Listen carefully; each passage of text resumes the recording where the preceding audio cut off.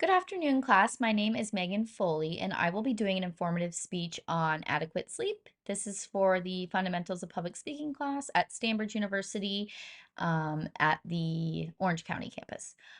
So before I get started into the next slide, I'm just going to start off with the purpose of my speech. And basically, this speech will help shed light on the importance of getting adequate sleep because it is beneficial for both the mind and body.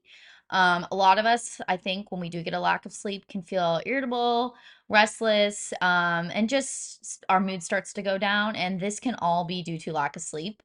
So it's really important that we get in the habit of each day trying to go to bed at a decent time so that we can wake up feeling somewhat rested. I know I'm still tired when I wake up from personal experience, but you know, as long as you get anywhere from 7 to 9 hours of sleep.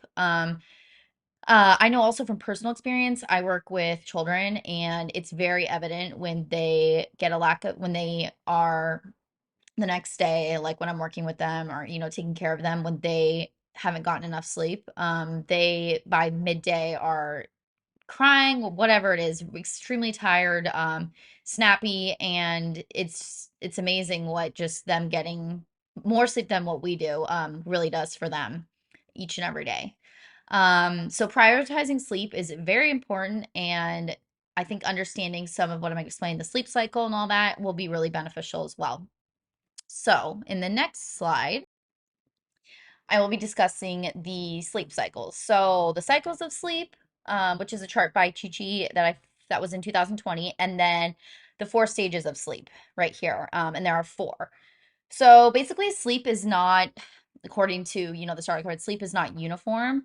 Um, Everyone's different. Everyone's sleep varies, and not all sleep cycles are the same length. But on average, they last about 90 minutes.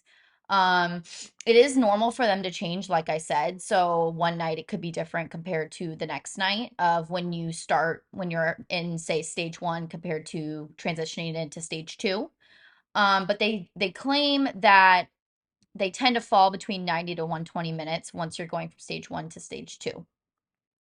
Everyone's sleep patterns are different, like I said. Other factors can vary or can change this, such as like, depending on what you ate that day or alcohol consumption, that definitely can affect your sleep cycle, negatively.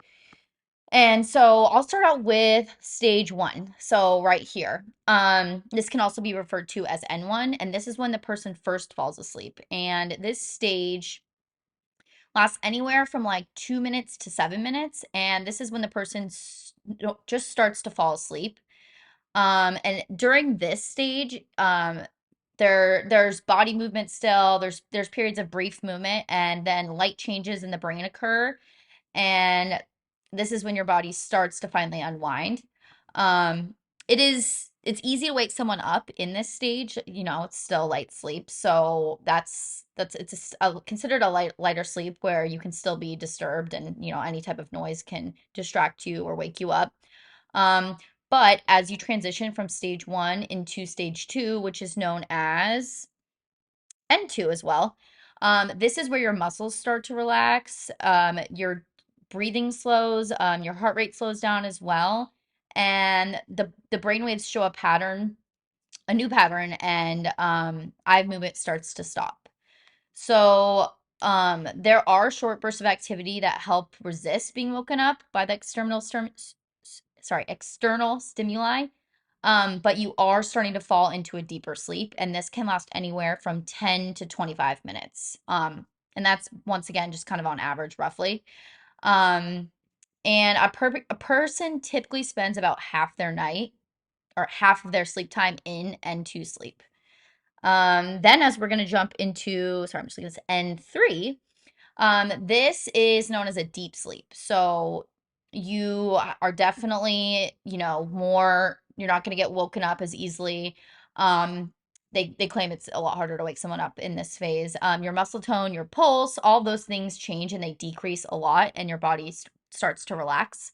And there is shown, once again, mentioned by both the author Chi and Cherry, that during this stage there's an identical pattern of what are known as delta waves, and during these these delta waves are considered like slow wave sleep. And a lot of experts believe that this stage is like the most restorative or critical sleeping phase for growth and recovery. Then we're going to jump into the last one, which is REM. And some of us might be familiar with this. I know we've learned a little bit about this in one of our other classes in physiology and anatomy. So I'll just go into a little more detail of REM sleep. So this is like they claim it's the body experience atonia, which is a temporary paralysis of the muscles. Um, and the eyes and the muscles control the breathing. And even though the eyes are closed, they can still be seen moving quickly, and which is how this stage gets its name. This stage is essential for cognitive functions like memory, learning, and creativity. REM sleep also is known for the most vivid dreams. So some of you that might, when you're sleeping and stuff, and I know I don't dream every night. But some nights when you do have these dreams, like this is the stage where it's basically going on and you're in this, REM stage phase. Sorry, excuse me. So you do not enter REM sleep stage until you have been asleep for about 90 minutes, which is surprising to me because I thought it took longer than that. Thought it was like halfway through the night, like 3 or 4 hours. But yeah, but it's in within the first 90 minutes. And as the night goes on, REM sleep gets longer, especially in the second half of the night. And they claim that the first part of the REM stage can only last like a few minutes. So the REM stages make up about 25% of sleep in adults.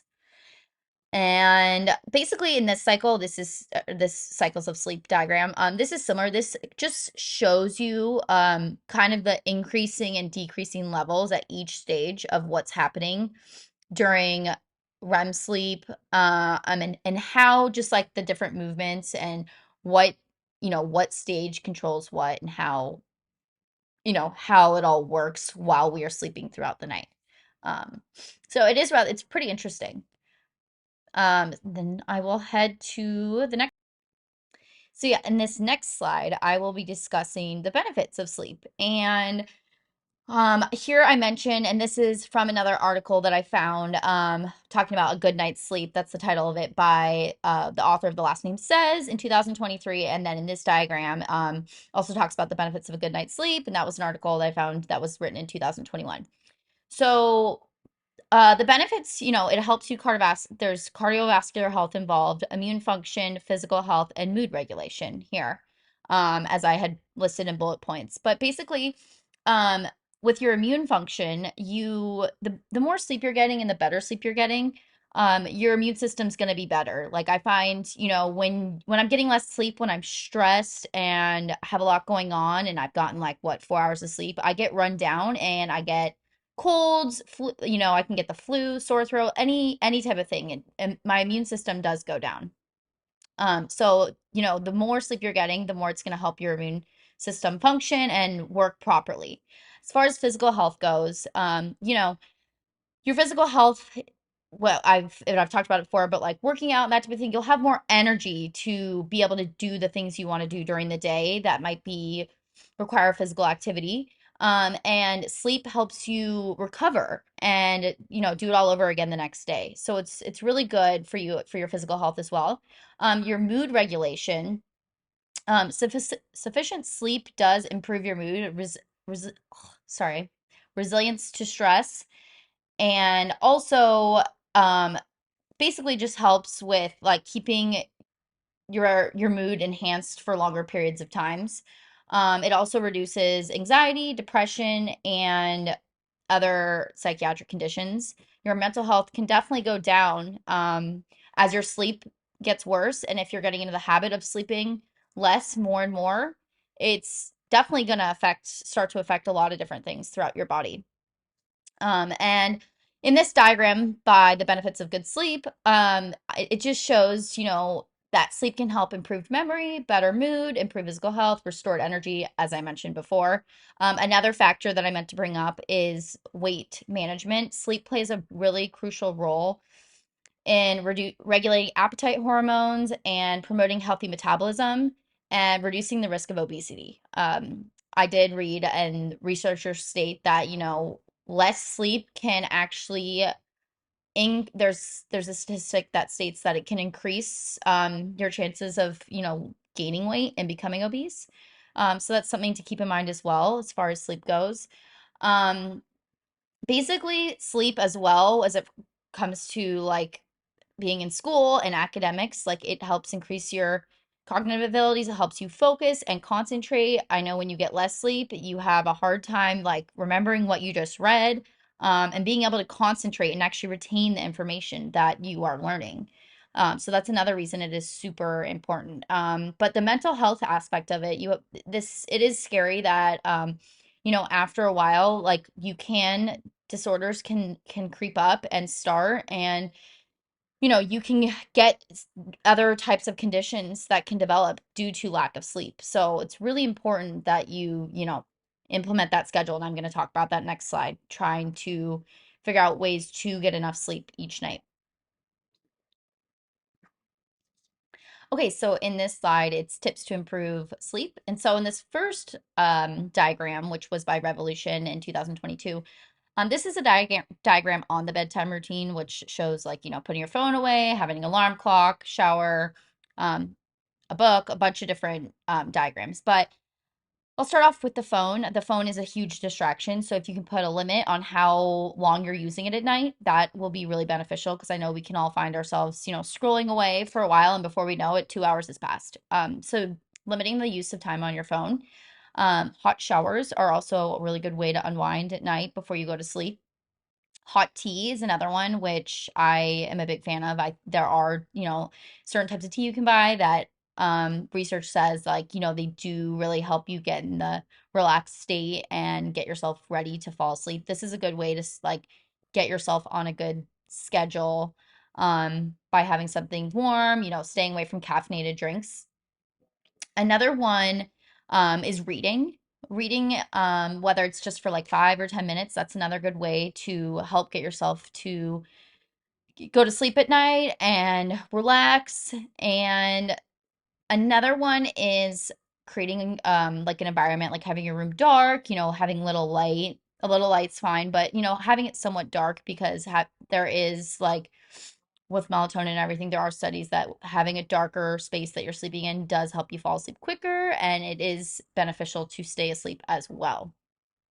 Um, and then yeah, in this other diagram, it's by meditation. Or the name of it was Meditation in 2022, and it was an article just about 5-minute meditation. And just practicing that or trying to start implementing that in your schedule, if that's something that you might be interested, that is a really good way to get yourself tired and in the mode to go fall asleep. And it's also a really good way to distress and help yourself just your body relax, because I know we can all, before we get in bed, be tense, think about all the things we have to do the next day, and it can be overwhelming. So doing those things, these are just a few things that I found that would be, beneficial to help improve your sleep. And the biggest one is, just like maybe setting a timer and having that there, and then having your alarm for the morning, but trying to make sure you're getting at least 7 to 8 hours of sleep each night. When you're falling below that, like I said, you're going to feel a little bit more tired and exhausted, especially as time goes on. And yeah, that's what I have for that slide. And then this is my resources slide, which I'm not going to talk about, obviously. But in conclusion, getting adequate sleep each night is crucial for health and well-being, as I've said before, and prioritizing sleep and implementing healthy sleep habits will be beneficial both short term and long term. And so, yeah, that's all I have.